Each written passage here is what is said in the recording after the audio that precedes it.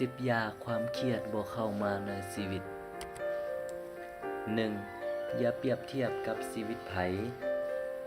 พอเห็นเขาสูงก็อิจฉาเห็นเขาต่ำกว่าก็ดีใจชีวิตบ่ได้มีหยังดีเลย 2. อย่าเฮ็ดหยังเกินตัวกินให้พอดีอิ่มอยู่ให้พอดีได้อันใดที่หลายเกินไป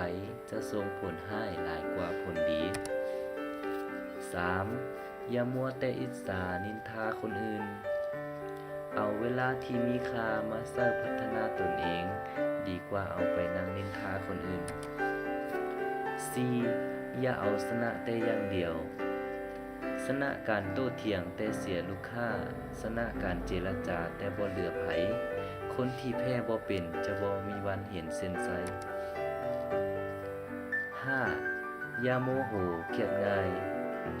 คนที่ควบคุมสติตนเองบ่ได้จะกลายเป็นเหยื่อของสถานการณ์ 6. อย่าทอดใจอมทุกข์ความทุกข์ก็คือกลางคืนความสุขสดชื่นก็คือกลางเว้นต้องสลับกันไปถ้ามีแต่กลางเว้นบ่มีกลางคืนที่มืดมิดชีวิตทุกชีวิตจะอยู่กันได้แนวใด 7. อย่าจมอยู่กับอดีตอดีตดีๆมีไว้เป็นกำลังใจอดีตที่โหดร้ายมีไว้เป็นบทเรียนต่อให้ดีหรือโหดร้ายท่านก็ยังมีลมหายใจได้ในปัจจุบันนี้บ่แม่นมีแต่ในอดีต 8. อย่าคิดว่าชีวิตเฮ็ดผิดบ่ได้คนเฮ็ดข้อสอบยังมีโอกาสเฮ็ดผิดแล้วเป็นหยังคนใช้ชีวิตจะเฮ็ดผิดบ่ได้ให้อภัยตนเองแล้วเดินหน้าต่อไปชีวิตยังมีโอกาสใหม่ได้เสมอ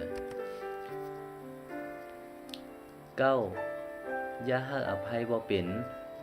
การให้อภัยแก่เขาบ่แม่นเพราะความผิดของเขามันน้อย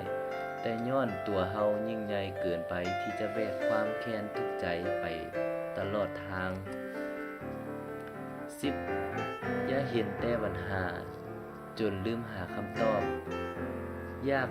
หาทางออกหาเบิ่งซองเบิ่งประตูถ้าเบิ่งแต่กำแพงเบิ่งแต่เพดานก็คงบ่มีวันเห็นทางออก